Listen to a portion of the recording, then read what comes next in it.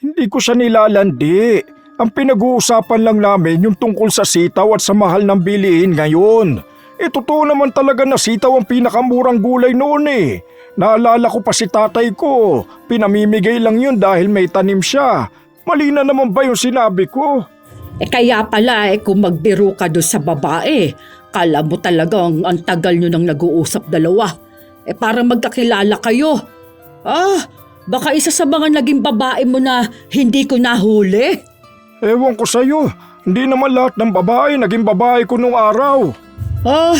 Tandang-tanda ko pa kung sino mga naging babae mo noon. Kaya kapag nakikita ko sila, ay naaalala ko na naman yung galit ko sa'yo. May dalawa akong hindi kilala eh. Yung isa doon, naging babae mo nung bagong panganak ako. Hindi ko nakilala kasi lumuwas agad ng probinsya nila. Ay tatagain ko talaga siya. Ay yung isa naman, ay hindi ko na alam kung namatay na ba yon pagkatapos tumalon sa bintana. Pero kahit kailan, hindi ko makakalimutan mga pangalan ng mga kabit mo. Ay nung magkasintahan pa lang tayo at hindi pa kasal. Naging kabit mo nun si Concepcion. Sumunod nun naging kabit si Teresa o yung anak nung magbubuti. Ay naging kabit mo rin si Isabel, si Josefina, si Adelina, Marcela, Emilia o Pilar. Pilar 1 at si Pilar 2 ha? O si Lourdes na asawa ngayon ni Arturo. Marami pa yan. Ay baka umabot tayo hanggang bukas kapag inisa-isa kong mga naging babae mo nung araw. Paano kung makalipas ang ilang dekadang pagsasama ng mag-asawa, may pagkakataon pa rin na nagseselos sa nakaraan? Katulad ni Esperanza, na kahit ilang dekada na ang lumipas, nananatili pa rin sa kanya ang pagseselos. Ano kayang mangyayari kung siya mismo ang lalapit sa itim na kapangyarihan? Ano kayang kahahantungan ng pagsasama kung nagiging mas malupit na ang selosa na matanda?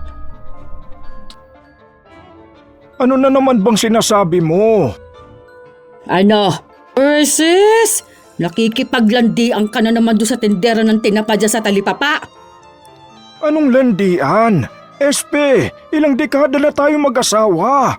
Ilang taon na tayo, paano pa ako mambababae niyan? Tigilan mo nga ako ha. Alam ko na yan. Ganyan din yung sinabi mo sa akin doon pero may babae ka pala. Wala sa edad ang pambababae. Yun na nga ang problema. Matanda ka na pero wala kang ibang ginawa kundi maghanap ng ibang babae dyan. Sino ba namang papatol sa akin? Kaunting panahon na lang ilalagi ko sa mundo eh. Anong kaligayahan naman na maibibigay ko sa magiging babae ko, Aber? Ang tagal mo naman na akong hindi nakikita na ng babae, di ba? Nahuli mo pa ba ako? Hindi na kita nahuhuli dahil ang galing mo magtago. Ang kapal na mukha mo ha? Palibasa first love mo yun? Gusto mo yung tinapa niya?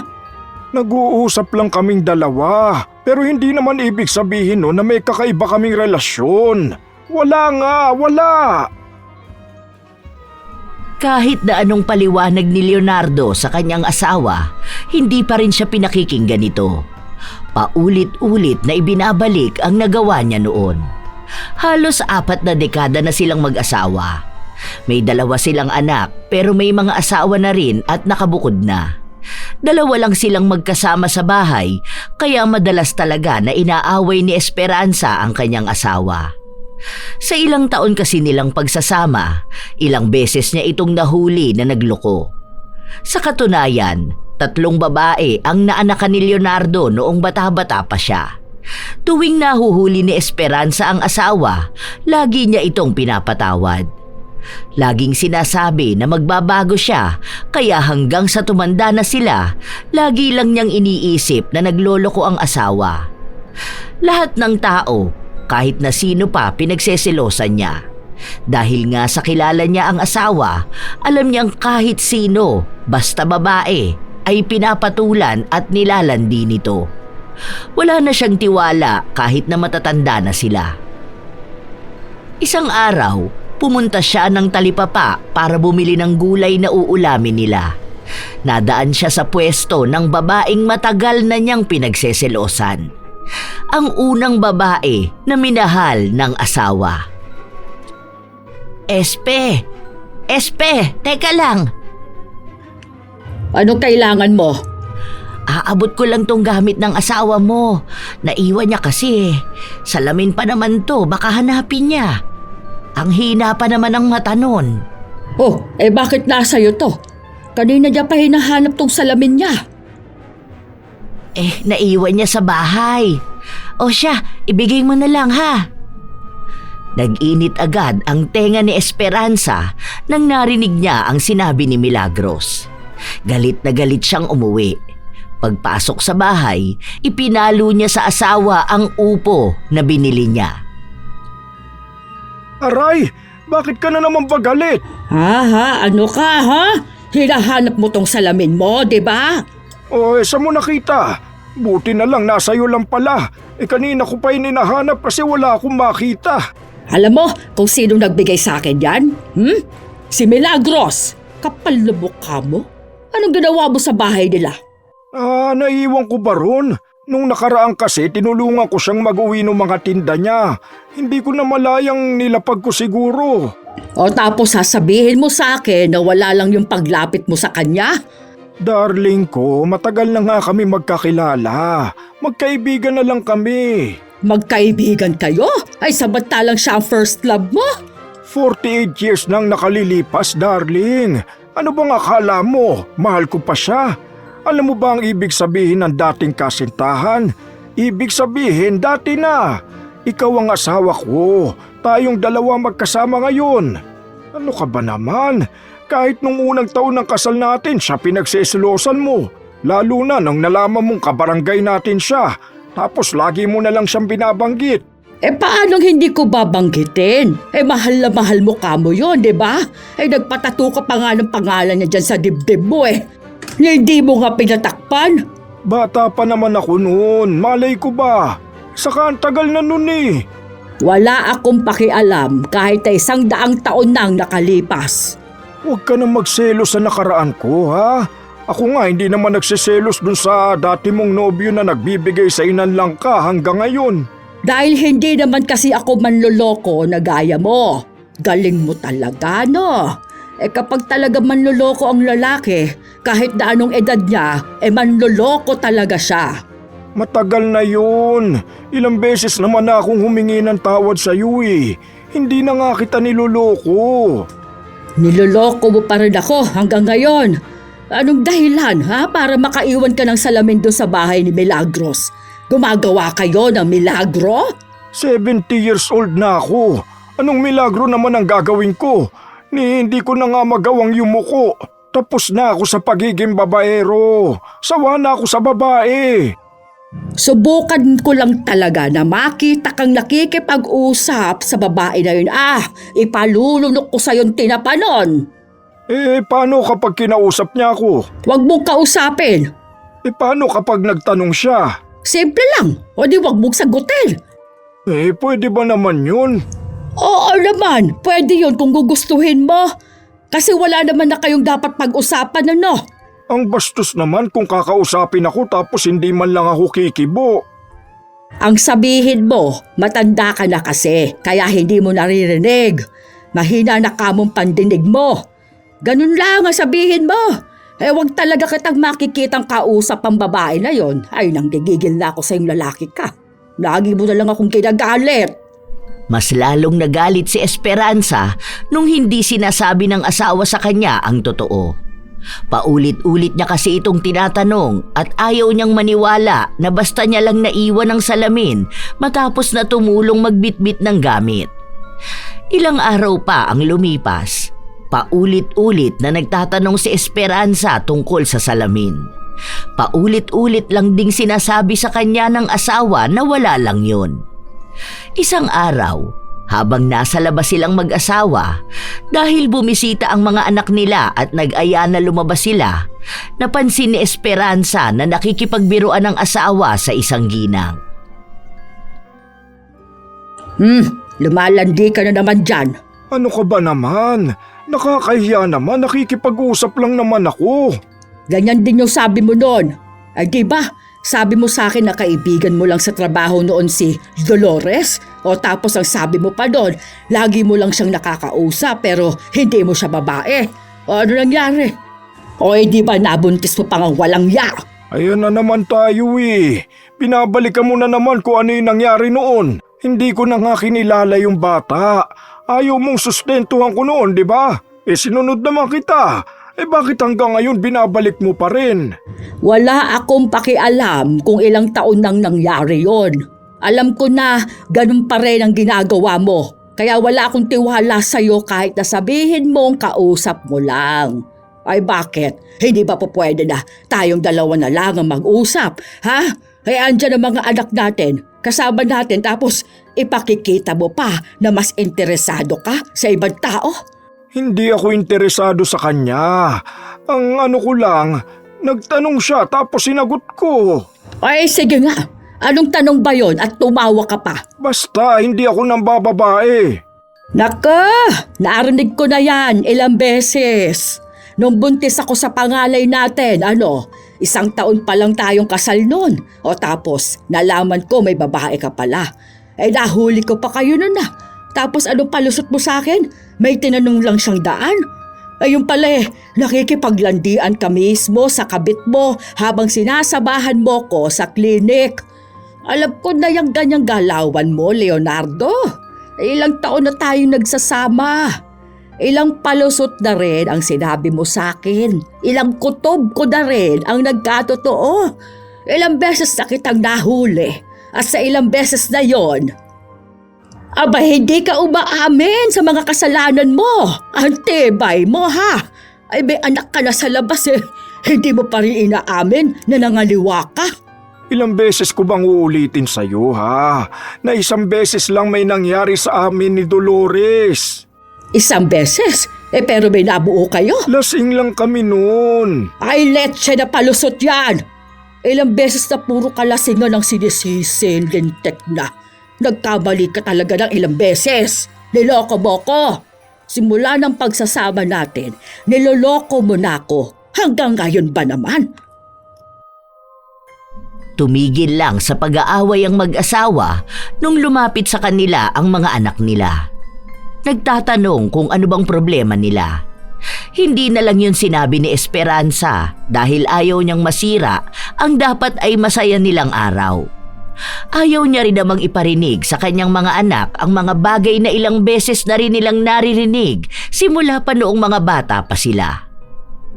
Lumipas ang mga araw, lagi pa ring nagseselo si Esperanza sa mga kung sinong tao na nakikita niyang kausap ng asawa. Minsan pa nga, kahit na anong edad ay pinagseselosan niya. Kahit pa yung mga kakilala nilang mas matanda pa sa kanila. May isang organisasyon kasi silang kinaaaniban kung saan may mga matatanda na naroon. Isang beses sa isang linggo na may aktibidad sila. Para daw yun mapasaya ang mga may edad na. Kasama rin doon ang pinaka-pinagseselosa ni Esperanza sa lahat. Oh, kumusta naman? Hindi ba sumakit ang balakang mo? Sus, ako pa sasakit ang balakang ko. Hindi naman ako kasing tanda ng kalabaw, no? Okay lang ako, malakas pa ako. Ikaw talaga, ang kulit mo pa rin hanggang ngayon. Kuhang-kuha ko pa rin kung paano ka mapapatawa, no? Oo nga, siguro lagi mo rin kinukulit tong asawa mo. Puro lang kayo tawanan sa bahay niyo, Ay, oo, pero mas magiging masaya ako kapag nawala ka. Nawala? May pinag-uusapan ba kayo? Sige ha, aalis na muna ako. Pupunta lang ako doon kay Felipe. Masama ang tingin ni Esperanza kay Milagros. Nung nawala na ito sa kanyang paningin, ibinaling naman niya ang galit sa asawa. Alam mo pala kung paano siya mapapatawa. Anong landi? Wala naman ako ibang sinabi sa kanya. Biro ko naman yun sa lahat ng mga nakakausap ko Kaya pala lapit ng lapit sa'yo. Landi ka rin kasi ng landi. Huwag mo nga akong pinagloloko dyan. Alam ko yung biro na yan kung saan yan patungo at kung anong pinahihiwatig yan. Tigilan mo ko Tuwang-tuwa ka siguro na pinapansin ka niya. Ano gusto mong ipahiwatig sa kanya? Na hindi ka tumatanda? Na malakas ka pa? Utot mo, malakas! Ewan ko sa mga naiisip mo. Bahala ka nga dyan. Ay, Saan ka naman pupunta yan, ha? Kinakausap pa kita. Mambababae ako. Total yun naman ang gusto mong gawin ko eh. Para may dahilan na yung galit mo sa akin. Ayan, yan ka talaga magaling. Isa bagay, ang daming matatanda rito, oh. Wala ka namang pinipili. Papatusin mo yan basta't may butas kang papasukan. Ay sige, ayan. Kahit may asawa dyan, patusin mo na. Hindi naman kasi matigil yung bunganga mo eh. Nakakahiya naman sa mga nakakarinig sa'yo. Ano na lang ang iisipin nila sa akin, ha? Ay, bakit? May dignidad ka bang inaalagaan, ha? Nakakahiya naman pala sa'yo kung gano'n, ano? Mga manluloko talaga, hindi na nagbago-bago. Ang tanda mo na, hoy! Yun na nga, ang tanda ko na. Ang tanda na natin. Pero ang binabalikan mong problema natin, yung mga nangyari sa nakaraan. Hindi ba pwedeng nagbago na ako? Hindi mo naman yun nakikita kasi. Para sa'yo, lagi na lang ako yung may mali. Nang babae ka, nagkaroon ka pa ng anak sa labas. Hanggang kailan mo ba sasabihin sa akin yan? Kailan ka ba magsasawa sa paulit-ulit mong pagbabalik ng nakaraan? Alam mo, sinasaktan mo lang yung sarili mo. Kahit naman paulit-ulit mo kung sumbatan sa ilang beses mong pagpapatawad sa akin, hindi pa rin naman natin maibabalikan nakaraan, di ba? Dahil hanggang ngayon masakit pa rin yun sa akin. Kapag nakikita kitang nakikipagtawanan sa iba, nakikihalubilo sa mga pinagseselosan ko, nakakaramdam ako ng sakit. Bakit ba kasi hindi mo maiwasan ng mga taong yon para sa akin? Hindi sumagot si Leonardo. Hindi siya nagsalita dahil alam niyang kapag sumagot siya, hahaba na naman ang away nilang mag-asawa. Mapupunta na naman sa nakaraan ng usapan. Babanggitin na naman ni Esperanza ang mga pangalan ng mga naging babae niya na maging siya ay hindi na niya gaanong naaalala. Isang araw, nasa bahay lang ang mag-asawa. Kumakain sila ng merienda. Maya-maya pa, nagsalita na naman si Esperanza. Nakita na naman kitang nakikipag-usap doon kay Milagros. Hindi ko siya kinausap. May pinaabot lang siya sa akin. Ay bakit sa'yo pa? Hindi lang naman ikaw ang tao doon Baka nagpapapansin na naman siya sa'yo. Tapos ikaw naman itong pansin ng pansin sa kanya. Bakit ba lagi ka na lang nagsiselos kay Milagros? Wala kang ibang bukang bibig kundi siya. Dahil alam kong kabit mo siya. Hindi ko siya kabit at hindi ko siya naging kabit. Naging magkasintahan kaming dalawa. Pero nung natapos na yun, hanggang doon na lang talaga. Ngayon na nga lang kami nag-uusap eh. Tapos hindi pa yung klase ng usapan na matagal talaga. May itatanong siya, sasagutin ko. Ganun lang. Pero naiwan yung salamin sa bahay niya? Ganon? Hindi ko nga yun sinasadya. Lahat naman ng kasalanan mo hindi mo sinasadya, di ba? Naiwan ko nga lang yun. Naiwan ko. Ay, wag mo kong masagot-sagot ng ganyan at baka lasunin kitang hinayupak ka. Hindi mo yun maiiwan kung tinulungan mo lang siya. Pero kung inilapag mo ang salamin mo, ibig sabihin doon, nagtagal ka doon. Nahulog yun kaya ipinatong ko muna sa lamesa. Tapos nung palis na ako, hindi ko na naalala. Kaya nga pag-uwi ko hinanap ko agad eh. Kasi saka ko lang naalala na wala pala akong salamin nung tumunog yung cellphone ko. Nag-chat sa akin si Carl. Ay, ang husay! Galing mo talaga, ana! Hanggang ngayon ang galing mo pa rin magpalusot. Namamangha ako sa mga sinasabi mo, alam mo ba? Ibang klase ka talaga. Ganyan talaga kagrabe ang manluloko. Walang kahirap-hirap magsinungaling. Bakit kaya hindi mo na lang siya tinanong?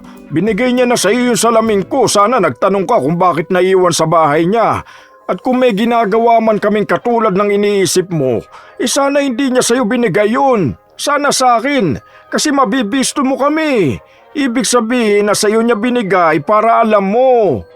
Kaya nga sa akin niya ibinigay para iparamdam sa akin na may kakaiba kayong relasyong dalawa. Basta sinabi ko na kung ano ang totoo. Hindi ako naniniwala sa mga sinasabi mo.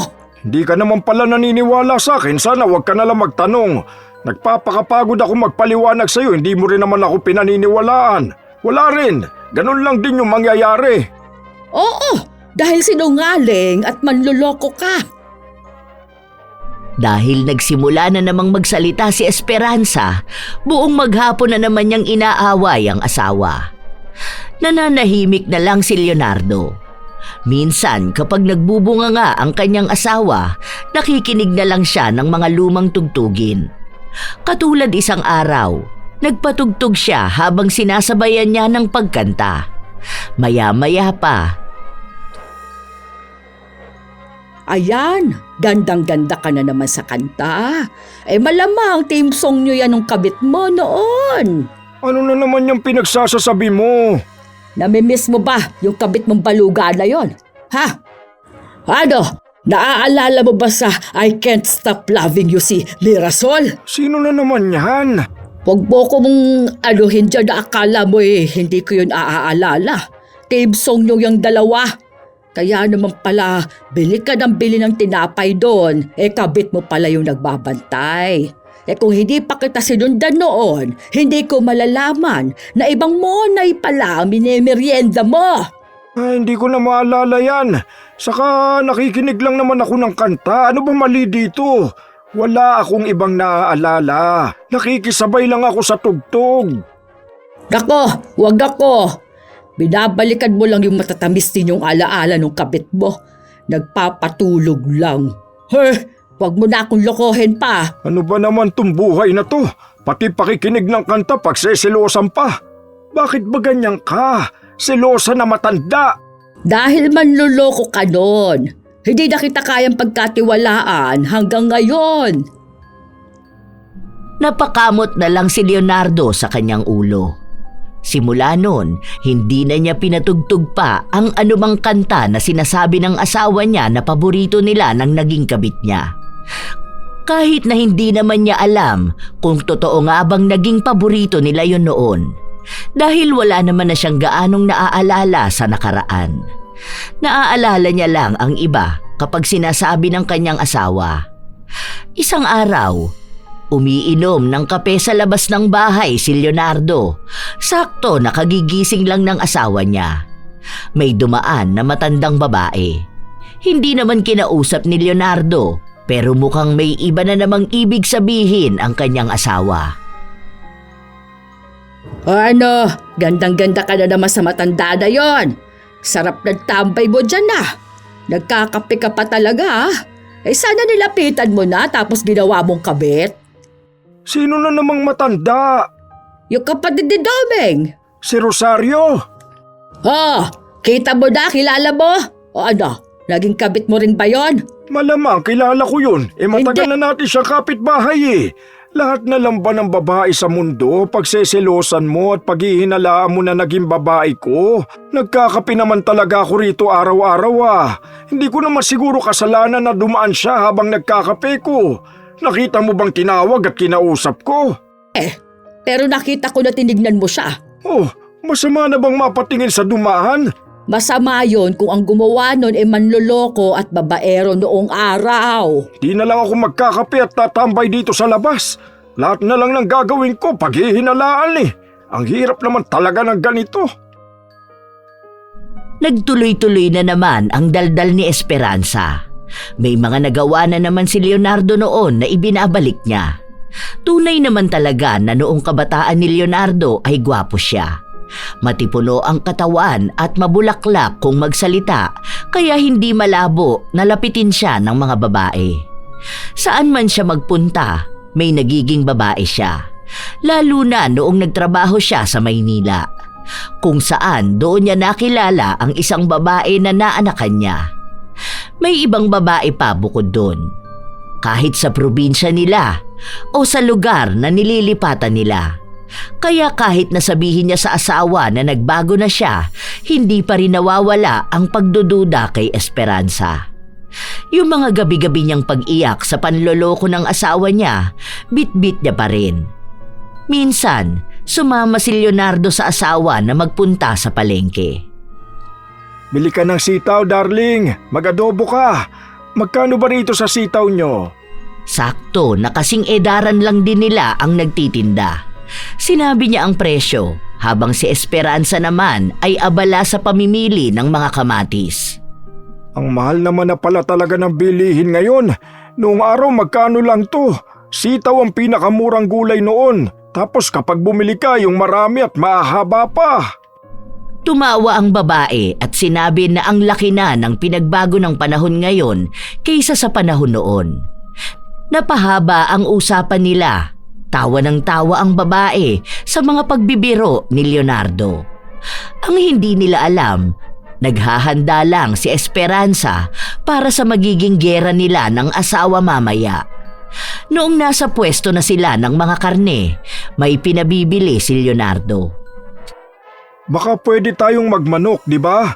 Tinola sana. May malunggay namang kinaberting eh. Bakit hindi ka magpaluto doon sa babae mo? Sino na naman babae ko? May nalalaman ka pa nung kapanahunan ang mura ng mga bilihin. Gumagawa ka na naman ng paraan para mapalapit doon sa babae na yun eh. Nasa tabi mo pa talaga ako Kapal talaga ng mukha mo. Hindi ko siya nilalandi. Ang pinag-uusapan lang namin yung tungkol sa sitaw at sa mahal ng bilihin ngayon. Totoo naman talaga na sitaw ang pinakamurang gulay noon eh. Naalala ko pa si tatay ko, pinamimigay lang yun dahil may tanim siya. Mali na naman ba yung sinabi ko? Kaya pala kung magbiro ka doon sa babae, akala mo talagang ang tagal ninyong nag-uusap dalawa? Parang magkakilala kayo. Baka isa sa mga naging babae mo na hindi ko nahuli. Ewan ko sa'yo. Hindi naman lahat ng babae naging babae ko nung araw. Tandang-tanda ko pa kung sino mga naging babae mo noon. Kaya kapag nakikita ko sila, naaalala ko na naman yung galit ko sa'yo. May dalawa akong hindi kilala. Yung isa doon naging babae mo nung bagong panganak ako. Hindi ko nakilala kasi lumuwas agad ng probinsya nila. Ay tatagain ko talaga siya. O yung isa naman, hindi ko alam kung patay na ba yun pagkatapos tumalo sa bintana. Pero kahit kailan, hindi ko makakalimutan ang mga pangalan ng mga kabit mo. Nung magkasintahan pa lang tayo at hindi pa tayo kasal. Naging kabit mo noon si Concepcion. Sumunod mong naging kabit si Teresa. O yung anak nung magbubuti. Naging kabit mo rin si Isabel, si Josefina, si Adelina, Marcela, Emilia, si Pilar 1 at si Pilar 2 si Lourdes na asawa ngayon ni Arturo. Marami pa yan. Baka umabot tayo hanggang bukas kapag inisa-isa kong mga naging babae mo noong araw. Grabe ka naman. Samantalang ako hindi ko alam yung mga ganyan. Hindi ko na maalala mga pangalan nila. Hindi ko na rin alam kung totoo bang naging kabit o babae ko sila o ikaw lang ang nag-isip. Parang ginawa mo naman akong baliw niyan. Kapal naman talaga ng pagbumukha mo, Huwag ka na kasing magalit sa akin, darling ko. Lutuan mo na lang ako ng tinola. Tigilan mo nga ako't baka ipakain ko sa isang buong manok. Kinulit-kulit ni Leonardo ang kanyang asawa pero hindi siya napagbigyan. Hanggang sa isang araw, habang mag-isa sa loob ng kwarto si Leonardo, nakita siya ng asawa na nakangiti at tumatawa habang may headset na suot. Ano na naman yung iningiti-ngiti mo dyan, Wala, may nakakatawa lang dito kay Lola Telang. Sino naman yung Lola Telang na yan? Babae mo na naman ba yan? May palola-lola ka pang nalalaman dyan. Anong pinagsasasabi mo? Tumigil ka nga, buwisit na to. Hinablot ni Esperanza ang headset ng asawa kaya nasira ito. Inis na inis naman si Leonardo pero hindi na niya pinatulan ng asawa dahil baka lumala na naman ang awayan nilang dalawa. Lumipas ang ilan pang mga araw at linggo, laging bukang bibig ni Leonardo ang pangalang Lola Telang. Hinahanap ni Esperanza sa mga listahan ng kaibigan ng asawa sa Facebook ang pangalan na yun dahil baka isa nga sa mga bagong babae ni Leonardo pero wala siyang nakikita. Hanggang sa isang araw, habang nasa labas sila, nakasalubong nila si Francisco, isa sa mga matatandang kaibigan nila.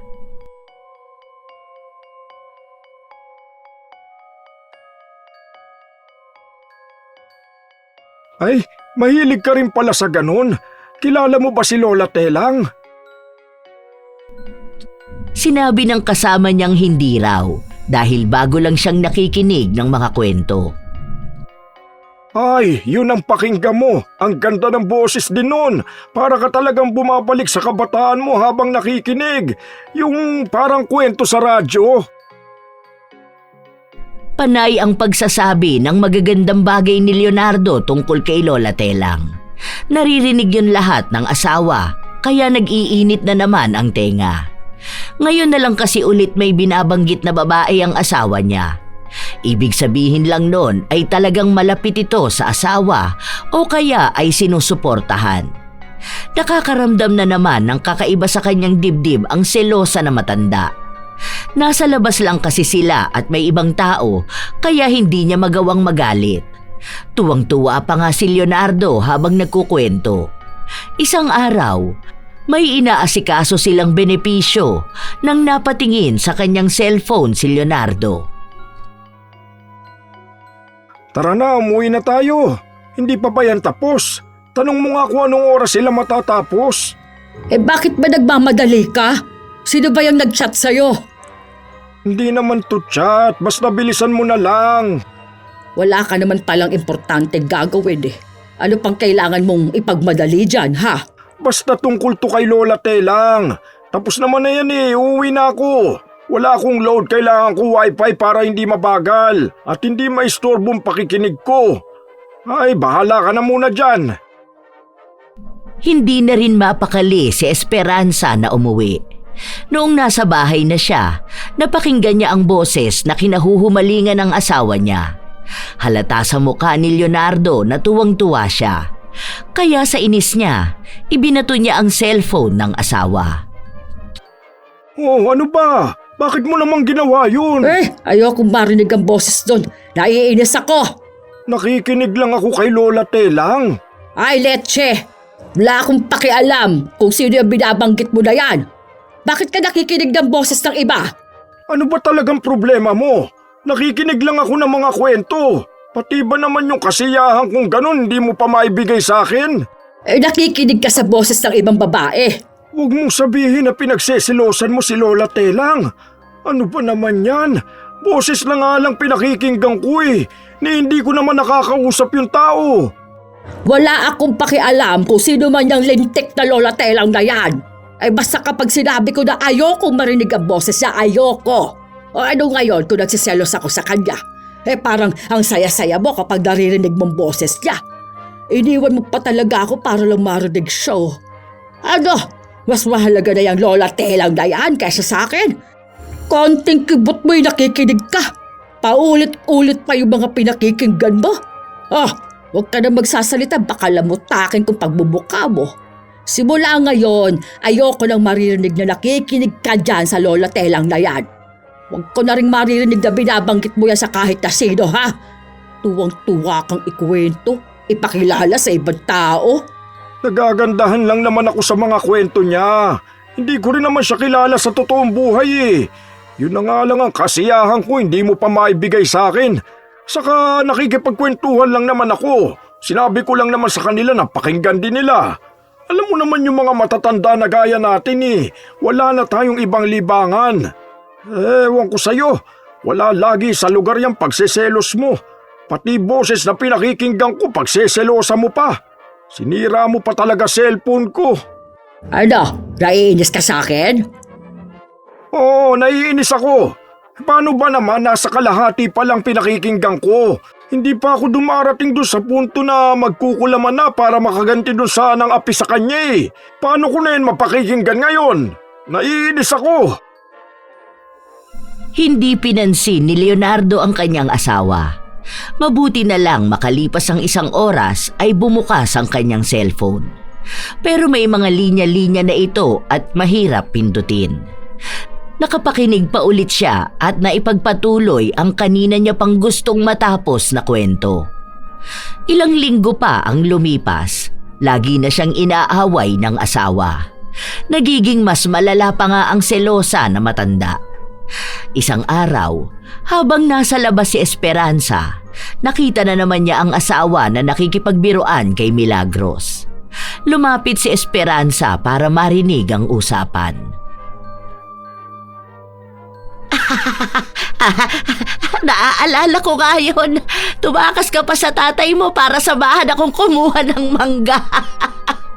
Ayun, pag uwi mo, latay-latay ka. Tapos iika-ika ka pa nga nun nung nag-date tayo. Naalala ko yan dahil inutusan ako ng tatay bumili ng mantika eh. Kasi nga nakasalang na yung kawali niya tapos sa kanya lang nakita na wala na palang mantika. Eh alam mo naman ako, alam mo naman mga kabataan di ba? Mga pasikat nun.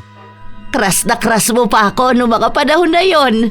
Binilhan mo pa ako ng ice cream tapos nalaman ko kinupit mo sa tindahan nyo. Ang kulit mo nun eh. Naalala ko na naman tuloy. Uy, ang saya nyo namang dalawa. Oh, andyan ka pala, Esperanza. Hindi kita napansin. Pasensya ka na, ha? Ano pinag-uusapan nyo? Parang ang saya-saya nyo naman pala.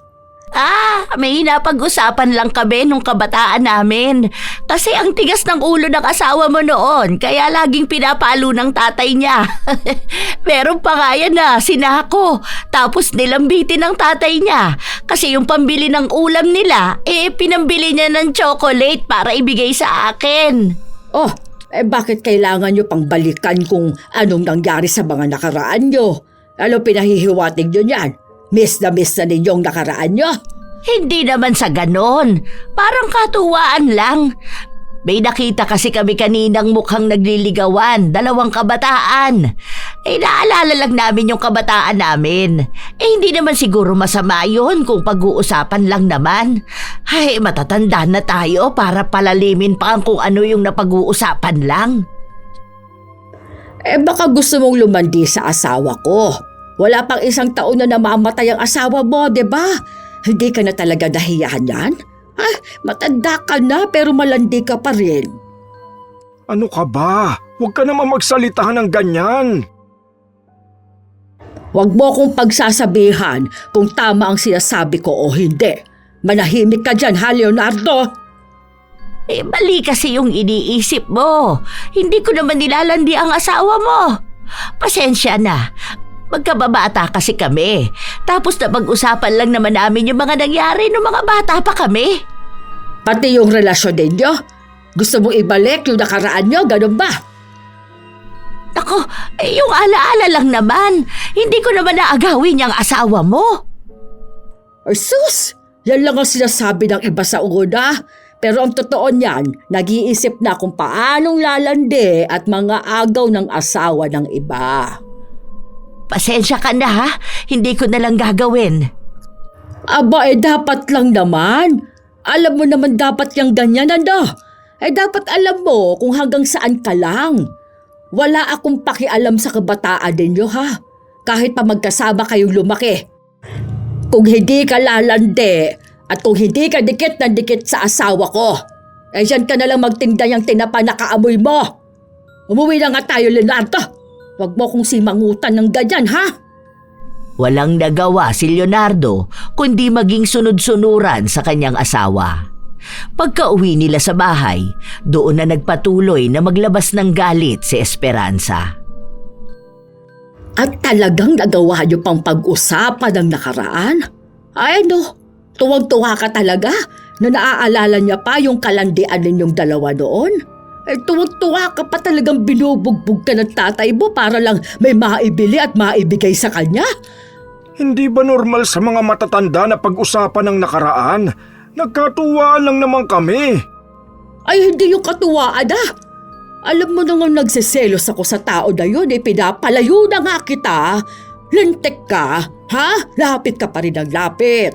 Hindi naman kami palagi nag-uusap pa. Anong tingin mo sa akin, bulag? Ha? Lagi ko kayong nakikitang nag-uusap. Ganyan lang yan sa umpisa. Ang sasabihin mo sa akin na bihira lang kayong mag-usap. O tapos anong susunod? Patago na kayong nagkikita hanggang sa malalaman ko na lang, babae mo na siya. O yung mga kutob ko, lahat yun nagkakatotoo. Kaya alam ko na yan. Hindi ba pwedeng sa panahon na to pagkatiwalaan mo naman ang mga sinasabi ko sa'yo? Ubus na ang tiwalang ibinigay ko sa'yo. Ilang beses mo ba akong sinaktan, ha? Ilang beses ka bang nangakong magbabago ka na? Ilang beses ba kitang tinanggap at pinatawad? Marami, di ba? Maraming beses, Leonardo. Pero iba na ngayon. Nagbago na ako. 22 o 75 ka pa, parehas lang yun kapag manloloko ka. Kung yung alaala mo nga nung kabataan mo ay nababalikan mo, yung kalokohan mo pa kaya na pagiging babaero mo. Madali na sa'yo yun dahil ilang dekada mo nang gawain. Expert ka na! Utang na loob naman. Ang dami kong kasalanan sa'yo, bumabawi naman na ako. Pero bakit kada kilos ko kada pagbabago ko hindi mo naman tinatanggap? Dahil alam kong gagawin mo pa rin naman. Kung alam mo naman pala naman loloko ko, bakit hindi mo ko iniwalayan noon? Bakit ngayon mo ko pinahihirapan? Bakit ngayon pa naging todo yung pagiging selosa mo? Iiwan kita? O para ano? Para maging masaya kayo ng babae mo? Para magsama kayo? Kung hindi ako naging masaya, hindi ka rin magiging masaya at yung babae mo, ha? Walang magiging masaya sa ating lahat. Magdusa tayo hanggang kamatayan. Pero iisa lang ang masasabi ko sa'yo. Nagbago na ako. Pinagsisisihan ko na kung ano yung nagawa ko noon na hindi ko alam kung hanggang kailan ko pagbabayaran. Kahit na anong sabihin ni Leonardo, hindi pa rin nakikinig ang kanyang asawa. Sinasabi lang sa kanya nito na ngayon niya maramdaman kung anong nararamdaman noon ni Esperanza. Para bang klase ng kasalanan na kailanman ay hindi niya mapagbabayaran. Ilang linggo at buwan pa ang lumipas, bantay sarado siya. Kahit na anong gawin ni Leonardo, laging nakamasid ang asawa. Minsan nga, bigla na lang itong susulpot sa kung saan. Kapag nakita siyang may kausap na ibang babae, bigla na lang din sasabat. Kaya minsan, kahit gusto niyang makipag-usap sa ibang tao, hindi na lang niya ginagawa dahil sa kanyang asawa. Isang araw, habang nasa labas ang mag-asawa at namimili ng grocery nila, nasa lubong nila ang anak ni Leonardo sa ibang babae. Hindi pinansin ni Leonardo ang anak niya dahil kasama nun ang naging babae niya. Pagka-uwi nila sa bahay, Ayos ng tingin mo doon sa babae mo dati, ha? Ano, kamukha mo yung anak nyo? Hindi ko na nga pinansin dahil yun ang gusto mo . Talaga ba? Ako lang yung may gusto. Hindi ko naman alam na nandyan silang dalawa. Malay ko ba na uuwi sila rito? Hindi ko na nga binati para hindi ka na magalit . Tapos mukhang mali na naman yung ginawa ko. Sa susunod hindi na lang ako sasama lumabas ng bahay para wala ka ng ibang iintindihin. Para hindi ka na nagagalit sa akin. Para wala ka na ring pagselosan. Magpapaiwan ka sa bahay para ano? Para makikipag-chat ka naman sa ibang babae. Wala akong kachat kundi yung mga anak lang natin.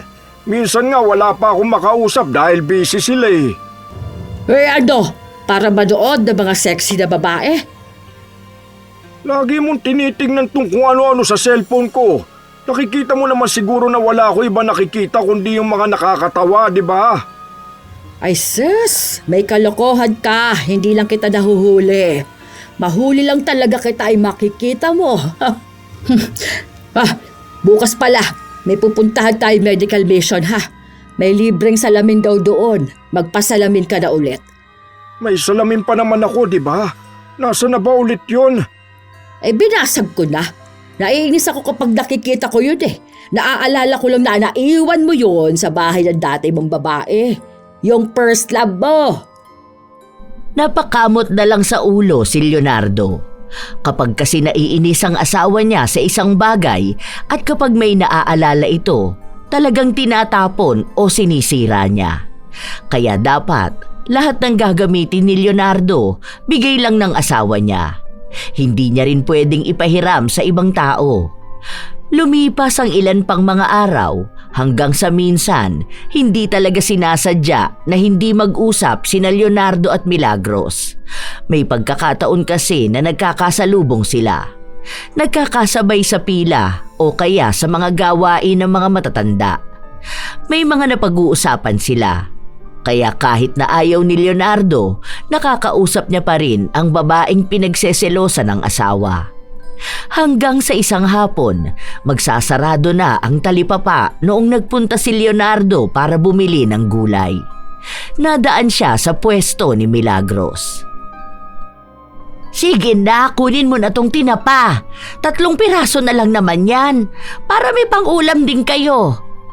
Alam mo naman yung asawa ko, baka ipalunok niya sa akin lahat ng yan. Ay, ulam lang naman yan, ano ka ba? Sabihin mo, hindi mo naman ako kinausap tungkol sa nakaraan natin. Wala na akong pagbibigyan yan. Wala na rin namang bibili niyan kasi kulang na ng 2. Gusto ko na rin kasing umuwi eh. Kunin mo na. Sige na nga, ibibigay ko na lang yan sa kapitbahay namin mamaya. Dadaan naman ako dun eh. Kawawa kasi yun. Minsan wala yung ulam. Baka naman makita ka ng asawa mo. Pagselosan din yon. Hindi naman siguro. Bata pa yung mga yun, tsaka mga lalaki naman sila. Nagbibigay kami minsan ng ulam doon. Kasi kawawa ang mga anak nun. Mga bata pa tapos medyo hirap pa makalakad yung tatay nila. Iniwan pa sila ng nanay nila. Ay sige, ikaw na lang ang bahala. Basta binigay ko na yan sa'yo. Hindi na kita tutulungan magligpit ha. Baka may maiwan na naman ako sa bahay niyo eh. Mamaya ibigay mo na naman sa asawa ko. Ako na naman ang pagbunto na nun ng galit niya. Hindi ko naman kasi alam doon sa asawa mo kung bakit lagi siyang nagagalit. Wala naman dapat ikaselos. Ang tatanda na naman natin para mag-agawan pa ng asawa. Ay Diyos ko, ang inaatupag ko ngayon yung mga apo ko. Wala na sa akin yan lalaki na yan. Ikaw kasi eh, kung hindi ka sana naging manloloko noon, hindi sana naging praning ang asawa mo. Buti na lang talaga hindi ikaw ang napangasawa ko. Eh baka nabaliw na rin ako. Grabe ka naman sa akin. Siyempre ang pogi ko nung kabataan ko. Saka mga babae naman ang kusang lumalapit sa akin noon na. Pero ngayon, ayoko na. Nakakasawa na rin naman yung ganun eh. Malalaki na ang mga anak namin. Tapos may mga apo na rin kami. Kaso ngayon naman mas lumala yung pagiging selosa niya. Sa lahat pa naman ng babae na nakakausap ko. Ikaw naman kasi talaga ang may kasalanan yan. Hindi naman ganyan si Esperanza kung noon pa lang naging maayos ka ng asawa sa kanya. Maayos naman ako ah. May bahay ako na tinuluyan namin. Nagtatrabaho naman ako para sa pamilya namin. Napag-aral ko yung mga anak namin. Nakatapos silang lahat, di ba? Tapos hindi kami nawawala ng pagkain. Naibibigay ko lahat ng pangangailangan ng pamilya ko. Hindi ko sila pinabayaan. Sadyang may pagkakamali lang talaga ako bilang lalaki. Nung mga panahon na yon, ang hirap kayang umiwas. Hindi naman sapat na yun lang ang maibibigay mo sa pamilya mo. Hindi yung bahay, hindi pera, hindi lang pagkain. Dahil paano ka magiging mabuting asawa at ama kung sinasaktan mo naman ang damdamin ng asawa mo? Alam mo yung namayapa kong asawa? Kahit ang daming pagkakataon na pwede siyang magkaroon ng babae, hindi niya ginawa. Hindi niya pinasama ang loob ko. Siguro may pagkakataon lang na kapos kami sa pera pero naging payapa naman ang puso ko. Alam mo kung bakit ganyan ang asawa mo? Kasi marami siyang sugat na hindi niya nagamot. Parang nung nasugatan siya, tinapalan niya lang habang dumudugo pa. Tapos susugatan mo na naman siya. Kaya kahit ngayon na matanda na siya, yung mga lumang sugat na hindi gumaling, ayun, kumikirot pa rin hanggang ngayon.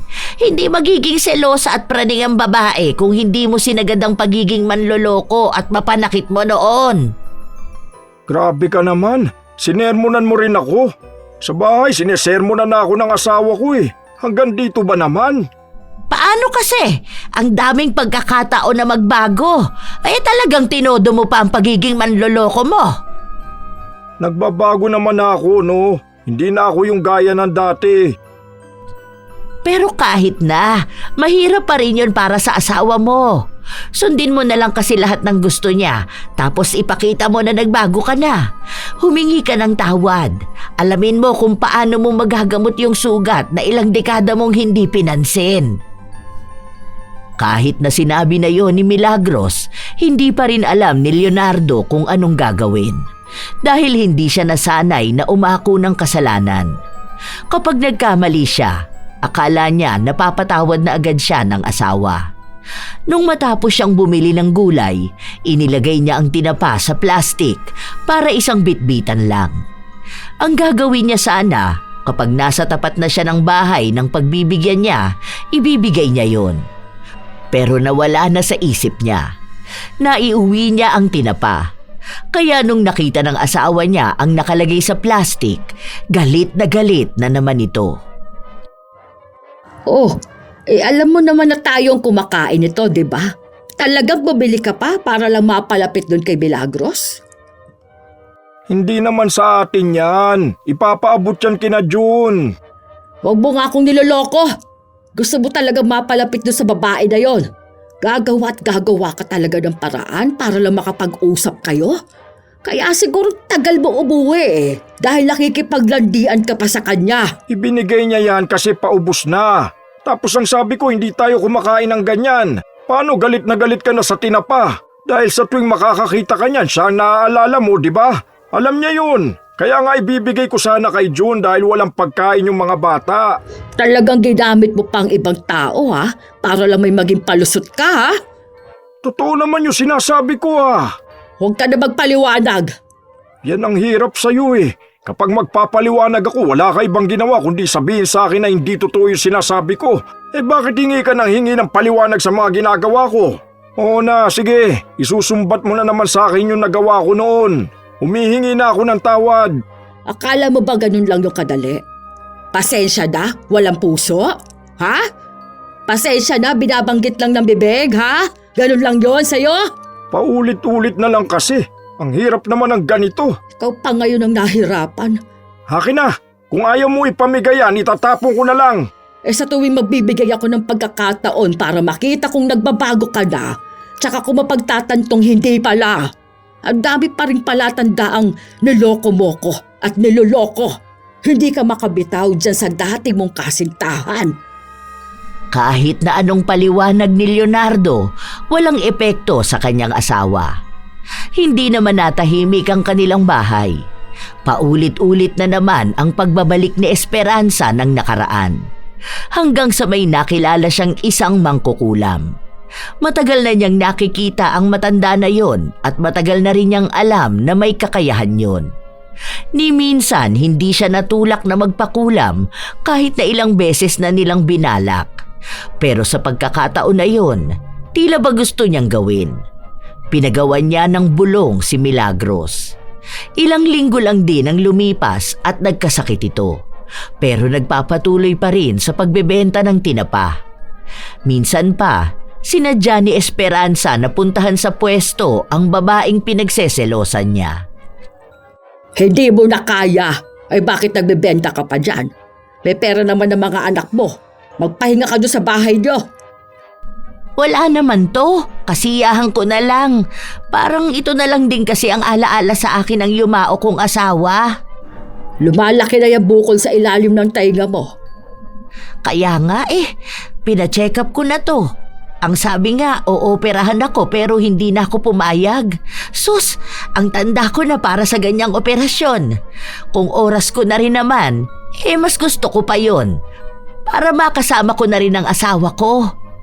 Ay bakit? Ayaw mo na bang may makasamang ibang tao rito? Kung may ibang tao ako na gustong makasama, siguro yung mga anak ko. Pero may sarili na silang pamilya. Ayoko na maging pabigat sa kanila. Kaya ang gusto ko na lang, kung sakali man na ito na ang huling sandali ng buhay ko, masaya ako. Gusto ko na rin makapiling ang mahal kong asawa. Naiinis si Esperanza sa hindi niya maipaliwanag na dahilan. Nakikita niyang nahihirapan na si Milagros pero bakit hindi siya nagiging masaya? Bakit kahit umiepekto na ang kulam, hindi niya pa rin mahanap ang kapanatagan sa kanyang puso? May kulang, may mali, pero hindi niya alam kung ano. Ilang linggo pa ang lumipas, mabilis ang pagbagsak ng katawan ni Milagros. Naging mas mapayat pa siya at mas naging malaki ang bukol sa kanyang leeg. Bakas pa nga ang linya ng mga ugat niya. Namamaga pero hindi pa rin siya umaalis at tumitigil sa pagbebenta ng tinapa. Isang umaga, nasa labas ang mag-asawa, pumipila sila para sa libreng gamutan. Naroon din si Milagros. Kawawa naman si Milagros. Naawa ka pa talaga, ano? Hindi ka ba naaawa sa kanya? Matanda na siya. May bukol pang ganyang kalaki na parang konti na lang kasukat na ng ulo niya. Ang bigat at ang sakit niya na. Tapos may gamutan pa siya para sa sakit niya sa baga. Baka naman pinapangarap mong alagaan siya kasi naaawa ka eh. Di ko talaga alam yung mga pinagsasasabi mo. Malamang tao yan. Naging kaibigan ko kaya naaawa ako. Siguro kahit naman napakasama akong tao dahil naging babaero ako, hindi naman ako ganong kasamang tao para hindi kaawa ng may sakit. Ganun pa? Di, ikaw na palang pinakamabuting masama. Ewan ko sa'yo. Hindi nakakaramdam ng awa si Esperanza. Nakukulangan pa nga siya sa pagdurusa ni Milagros. Paano? Mas lalong nag-alala ang kanyang asawa. Minsan, kusang dumadalaw si Leonardo para lang makibalita sa kalagayan nito. Bibihira na lang din kasing magbenta ng tinapa si Milagros. May pagkakataon daw kasi na sumasakit ng sobra ang bukol niya. Isang araw, dumaan si Esperanza sa bahay ni Milagros. Sa labas pa lang ay naririnig na niya ang ingay nito sa sakit na nararamdaman. Aray ko! Ang sakit! Teka, dahan-dahan lang! Sandali! Sakit talaga! Hindi na siya makagalaw. Hindi makatayo sa sobrang sakit. Pati mga anak at apo niya hindi na mapakali at naaawa sa kalagayan niya. Ayaw din naman ni Milagros magpa-opera dahil inaalala niya ang malaking pera na maaaring magastos ng kanyang mga anak. Dahil lagi niyang sinasabi na matanda na siya, kaya kung magpapa-opera pa siya, baka mamatay lang din siya. Nagsasayang lang daw ng pera ang mga anak niya. Ilang linggo pa ang lumipas, halos araw-araw pumupunta si Esperanza sa bahay ng babaeng pinakulam niya. Parang musika sa tenga niya ang paghiyaw ni Milagros. Nakukuha na niya ang kasiyahan. Dahil sa wakas, hirap na talaga ito at halos magmakaawa na matapos na ang kanyang buhay. Isang araw, umuwi ang kanyang asawa na parabang sobrang lungkot. Anong nangyari dyan sa pagbumuka mo? Naaawa na ako kay Milagros. At bakit awang-awa ka? Bakit? Hindi na ba kayo makakapaglandi ang dalawa? Hindi naman kami naglalandian noon.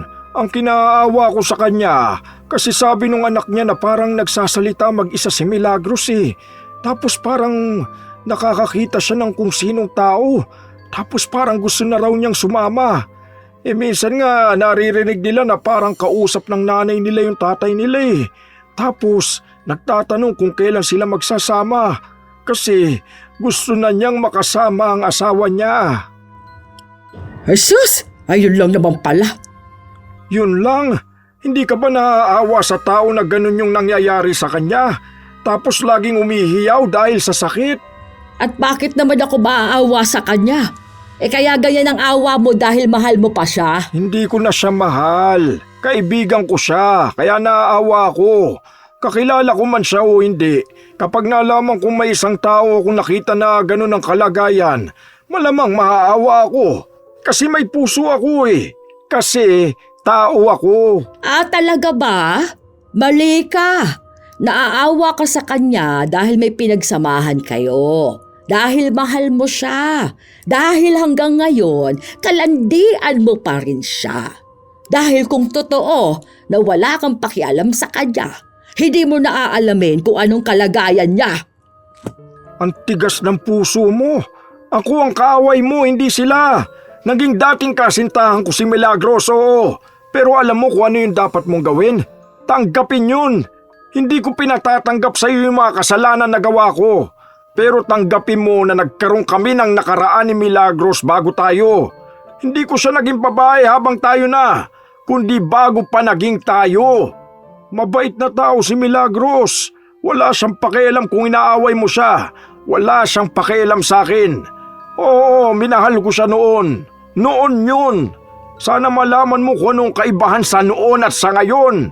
Minahal ko siya, pero mas mahal kita. Kung mahal mo ako, bakit pa ulit-ulit mo akong niloko, ha? Yun na nga ang mali ko. Kasalanan ko yun, kaya wag ka kay Milagros magagalit. Sa akin dapat. Kung ihiling ka ng masama, sa akin mo ipatama. Ako yung nanakit sa'yo eh. Ako yung may atraso sa'yo, hindi siya. Wala siyang ginawang masama sa'yo, di ba? Inapi ka ba niya? Inaway ka ba? Hindi naman, di ba? Nakita mo bang naging kabit ko siya? Naging babae ko siya? Kasi mas galit ka sa kanya kaysa sa akin na may kasalanan sa'yo eh. Diyan ako galit dahil sa ginagawa mong pagtatanggol sa kanya. Pinapakita mo sa akin na parang mas mahalaga siya sa'yo.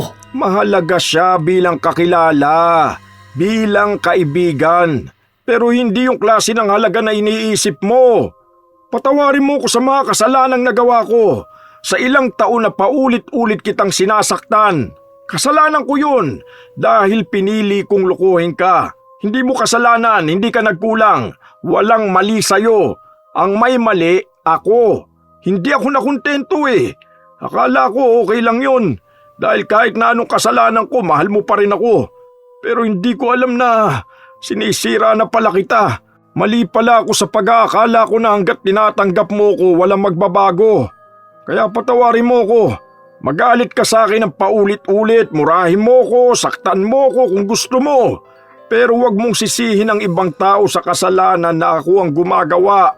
Alam kong hindi ka naniniwala sa akin kapag sinabi kong nagsisisi na ako na hindi ka naging masaya sa piling ko.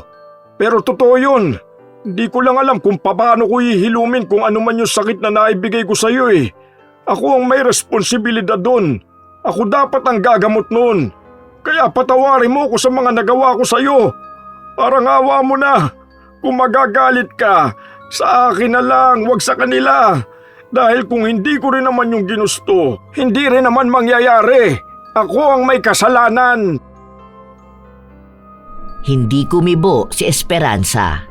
Agad din siyang pumasok sa loob ng kwarto.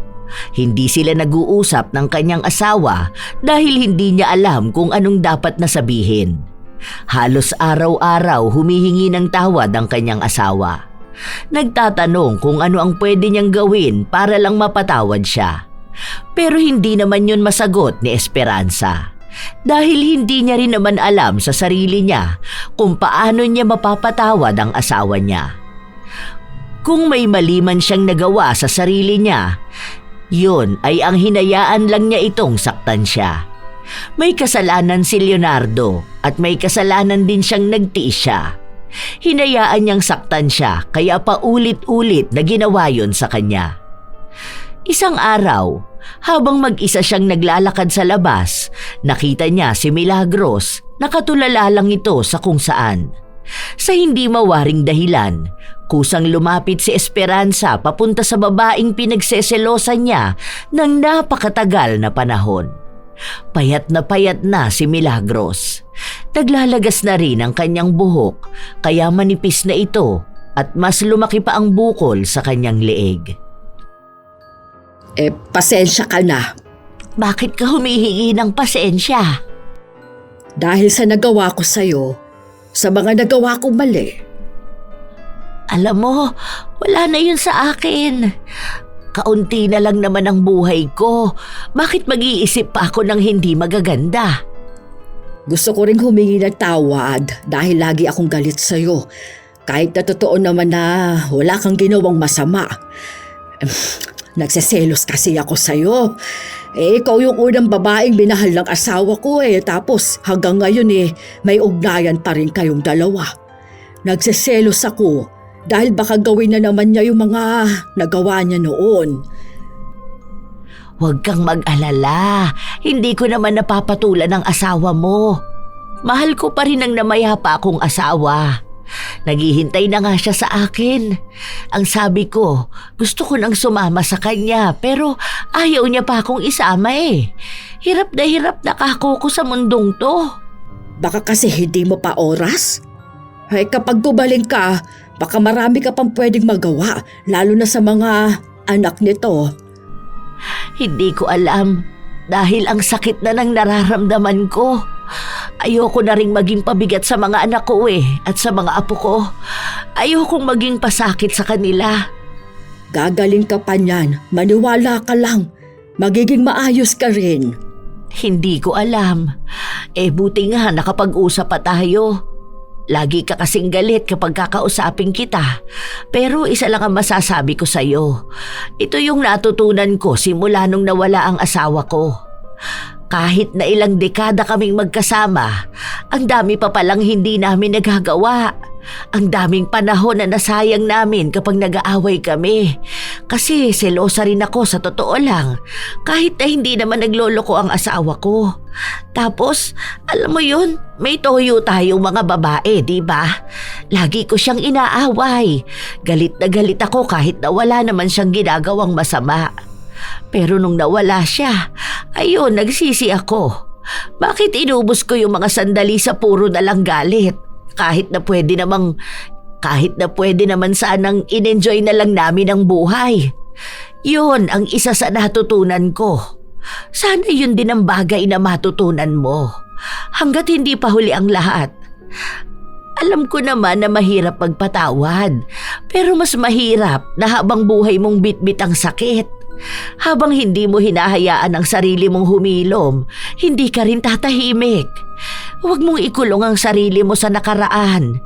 Subukan mong mabuhay sa kasalukuyan. Baka kasi makalimutan mong hindi na natin hawak ang bukas. Baka bago ka magpatawad at maghilom, huli na ang lahat. Pasensya ka na.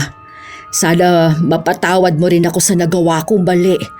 Ngayon ko napagtanto na mabuti ka palang tao.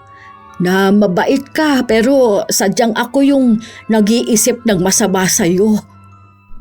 Hindi rin naman kita masisisi. Dahil yung asawa mo, napakababaero din naman talaga nung kabataan niya. Pero yun na nga ang sinabi ko sa'yo, na huwag mo sanang hayaan na mabuhay ka sa sakit ng nakaraan. Baka makaligtaan mong may buhay pa ngayon. Kung ano man yung nagawa ko ring mali na ikinagagalit mo, pasensya ka na rin. Magkapatawaran na lang tayo dahil para sa akin, walang espasyo ang galit at pagtatanim ng sama ng loob. Lalo na ngayon, bilang na lang din ang nalalabi kong araw sa mundo. Nakokonsensya na si Esperanza sa ginawa niya kay Milagros. Hindi na niya alam kung paano niya maitatama ang pagkakamali niya. Sinubukan niyang bumalik sa mangkukulam pero hindi siya pinayagan na magbawi ng ritual. Masyadong malaki na ang naibigay nilang parusa kay Milagros. Kaya kung babawiin yun, malaki rin ang babalik sa kanila. Pero hindi na kaya ni Esperanza na lumipas ang mga araw na iniisip niya ang pagkakamali na nagawa niya. Ang desisyon niyang naging bunga ng maling emosyon na hindi man lang niya pinag-isipang mabuti. Ngayon, sising-sisi na siya. Ilang araw pa ang lumipas. Sinubukan naman niyang magsabi sa albularyo. Isinuko niya ang kanyang sarili. Kung babalikan man ako ng kulam, sana wag maging mas malala. Gusto ko talaga magbago eh. Patawarin nawa ako ng Diyos sa mali kong nagawa. Sa pagdedesisyon kong nakakaapekto sa isang tao na wala namang ginawang masama sa akin. Nagsisisi na ako. Hindi ko na yun uulitin kahit na kailan. At kung mabibigyan man ako ng isa pang pagkakataon, sisiguraduhin ko na itatama ko kung anong nagawa kong mali. Umiyak at nagmakaawa si Esperanza na tulungan siya ng albularyo. Dahil hindi niya alam kung ano pang gagawin niya para lang gumaling si Milagros. Sinabi sa kanya na kaya naman yung pagalingin basta handa rin siya sa maaaring maging balik sa kanya. Dahil imposible nang hindi siya babalikan ng kulam. May tatama at tatama sa kanya, habang ang mas malaking epekto ay sa mangkukulam. Pumayag naman siya, basta raw maging maayos ulit si Milagros. Ilang araw matapos ang paggamot sa kulam, nagpunta siya kay Milagros. Kailangan niyang makumbinsi ito na magpa-opera. Nawala na ang kulam pero nanatili ang bukol. Sinabi sa kanya ng albularyo na kailangang matanggal ang bukol na yon para umayos na ulit ang kalagayan ni Milagros. Alam mo naman na ayaw ko na ng gastos. Nakakahiya naman sa mga anak ko. Problemado nga sila ngayon eh. Ayoko maging dagdag pa sa pasanin nila. Ako na lang ang magbabayad ng pang-opera mo. Naku, ay bakit mo namang gagawin yun? Wag na. Mas lalo namang nakakahiya yun, ano? Hindi na. Ako na yung nag-offer. Ano ka ba naman? Ngayon na nga lang ako tutulong sa isang tao tatanggihan mo pa. Paano naman kita mababayaran yan? Kahit nabigyan mo na lang ako ng tinapa na lulutuin namin. Parang mananawa ka niyan sa puro tinapa ah. Okay na yun. Para magkaroon din naman ako ng kaibigan. Ako nang sagot sa operasyon mo. Huwag kang mag-alala ha. Ako rin ang tutulong sa'yo maglakad niyan sa gobyerno para matulungan ka. Basta ha, ipapangako mo lang sa akin. Lalaban ka at magpapagaling. Huwag ka munang sasama sa asawa mo ha. Sabi mo sa kanya, marami ka pang tinapa na ibebenta. Nakumbinsi ni Esperanza si Milagros na magpa-opera. May pera siyang ipon na inilabas niya para magbigay ng pera, pero kaunti lang naman ang nagastos niya. Inilapit niya kasi sa iba't ibang organisasyon ang kalagayan ni Milagros. May 1 taon pagkatapos ng operasyon, nakatanggap ng tulong pinansyal si Milagros na si Esperanza rin ang naglakad. Nabigyan siya ng pangkabuhayan para habang nagpapagaling siya ay may pinagkakakitaan siya. Saka lang nalaman ni Leonardo na asawa niya ang kumilos ng lahat ng yon nung sinabi sa kanya ni Milagros. Kaya isang hapon, habang nagluluto ng pagkain si Esperanza, kinausap siya ng asawa. Bakit mo ginawa yun? Ang ano? Yung pagtulong mo kay Milagros. Akala ko ba galit ka sa kanya? Hindi na. Bakit nga? Dahil nakausap ko na siya ng maayos. Anong napag-usapan yung dalawa? Basta. Kami mga babae lang ang nakakaintindi nun. Ibig bang sabihin, pinatatawad mo na rin ako? Hindi yan ang sinabi ko. Pero papunta na ron. Secret! Sus, may pa-secret-secret kapag nalalaman dyan ha. Ang darling ko talaga oh. Ano ba yung niluluto mo? Ay wow, ang paborito kong tinola. Ano ba? Doon ka nga muna. Huwag kang magdidikit sa akin ha. Ay sus, ang darling ko, gusto palambing ano. Ay, ang kulit naman talaga ng matanda na to. Grabe ka naman dyan makamatanda sa akin. Pogi pa naman ako ah. Amoy lupa ka naman. Ang sakit naman nun. Dati bangong-bango ka sa akin eh. Ay dati yun ano, hindi na ngayon. Alam mo, ang saya ko ngayon. Kahit papano hindi mo na ako inaaway nung mga nakaraan. Nakakapakinig na tuloy ako ng mga storya ni Lola Telang. Hindi mo na siya pinagsisilusan eh. Sino ba kasi yan? O eto, pakinggan mo para magustuhan mo rin. Basta, bati na tayo ha. Ay, ewan. Pag-iisipan ko pa kung magkakabati tayong dalawa. Naku, gusto ata talaga ng lambing ng darling ko ah. Halika nga rito. Kinukulit ni Leonardo ang kanyang asawa at ramdam niya na maayos na itong makitungo sa kanya. Naging mabait na rin si Esperanza sa kanya. Hindi na ito nagbabalik ng kung ano-ano sa kanilang nakaraan. At pinapakita niya rin na sinusulit nila ang mga araw na magkasama pa sila. Nagiging mas makabuluhan ang lahat. Habang unti-unti na ring humihilom ang sakit na matagal nang bitbit ni Esperanza. Doon niya napagtanto na tama nga si Milagros na ang isa sa taong magpapagaling ng sugat ng nakaraan ay siya mismo. Hindi ang ibang tao, kundi ang kanyang sarili. Dahil sa lahat, siya lang ang nakakaalam ng sugat na meron siya. Lumipas ang ilan pang mga linggo, gumaling na rin si Milagros pero bibihira na lang siyang magbenta ng tinapa.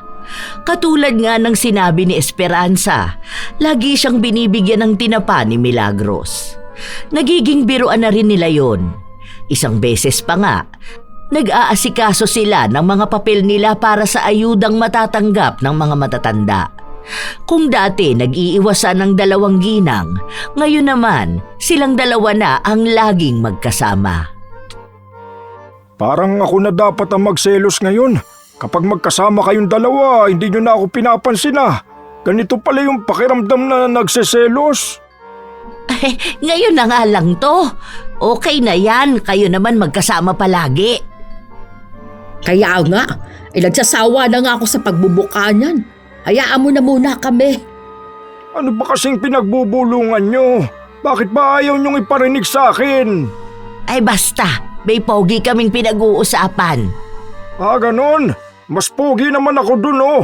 Ang macho ko pa. Oh, may abs ako. Hoy, ano ka ba? Huwag mo itaas ang damit mo. Ipapakita ko nga na may abs ako. Ito ang habol ng mga kababayan sa akin oh. Baka asa ang humabol sa'yo ngayon. Kabagin ka pa dyan eh. Ako pang magkaroon ng problema yan mamayang gabi. Baba mo yan sabi eh. Hindi na nahiya ito. Pwede nang pangnilagang buto-buto yung katawan mo. Wala muna bang tinapa ngayon? Oo, kasi puro ribs muna. Ganon. Ako naman ngayon ang pinagtutulungan nyo. Ay, ang hirap naman ng ganito kapag dalawang babae na ang kalabang ko. Puputi lalo ang buhok ko eh. Makasabi naman to na puputi lalo ang buhok. Walang buhok na puputi sa'yo dahil panot ka na. Hoy, wag niyo akong iwan. Ang sakit ng balakang ko. Walang pogi dyan. Ako yung pogi rito. Hayaan mo na yan. Tara na, mag-usap na tayo. Andun yung sinasabi ko na pogi. Halika na, tara na. Nagtawanan ang dalawang kababaihan habang nakasunod lang sa kanila si Leonardo. Naging maayos ang mga sumunod na araw. Hanggang sa kasalukuyan ay magkakaibigan pa rin sila at napansin din ng mga anak nila na masaya ang pagsasama ng kanilang mga magulang. May maliit na bukol na tumubo sa ibaba ng tenga ni Esperanza. Hindi niya yun sinasabi sa kanyang asawa dahil iniisip niya na baka yun na nga ang balik sa kanya ng kulam. Pero lagi niyang pinagdarasal na sana ay wag na yung lumala at magkaroon pa siya ng sapat na panahon para maging mas masaya silang mag-asawa. Sadya talagang may mga desisyon ng tao na pinagsisisihan nila. May mga pagkakamali na akala nila ay makakalimutan makalipas ang mahabang panahon. Pero sa halip na mawala, naiipon lang ito. Kagaya ng sugat na hindi agad naghihilom at sumasakit kapag mas lalong nagtagal. Minsan, ang selos ay hindi lang basta hinala. Ito ay isang masakit na alaala at takot ng kasalanang nagawa na noon at ginawang paulit-ulit. Mga kasalanang tinatakpan ng salitang pagbabago na hindi naman ginagawa.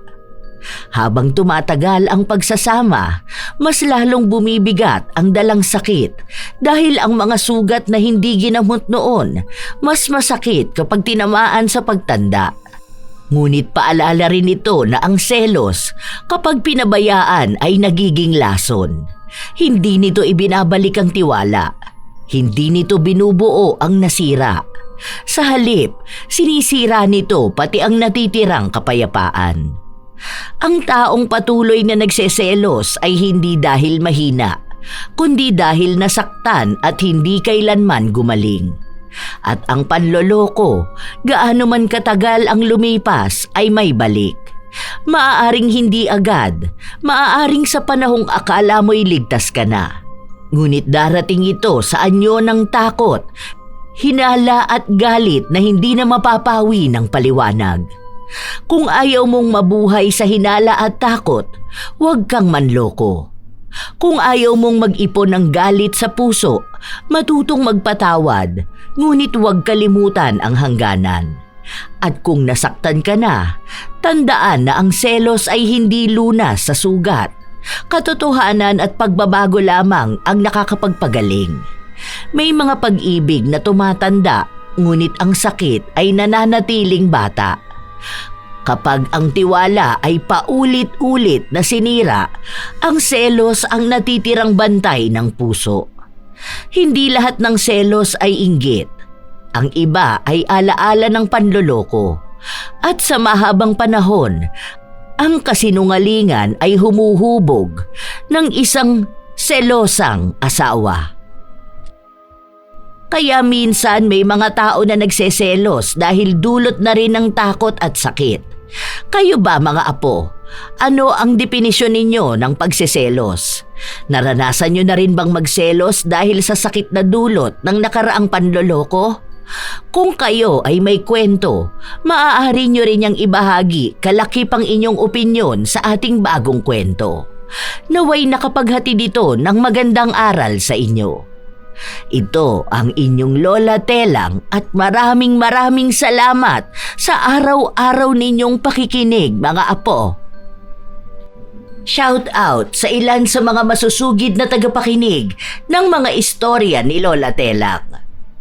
Arlene Morales, Christian Temprosa, Sara Cañete, Marilu Aguilar, Ace Fantinalgo, Marfel Reyes, Teresita Reville, Dominica Escarmosa, Irisabela Tuason, Celerina, Paz and Boz Channel, J. Bustinera Jr., Jonaline Antonio, Reggie Feliciano from Laguna, Cabuyao, Sabina de Ramos, Boy June Channel, Rose Evangelista, Celeste Porquido, Alma Balagtas, Inel Albuero. Ito ang inyong Lola Telang at maraming salamat sa palagi ninyong pakikinig mga apo.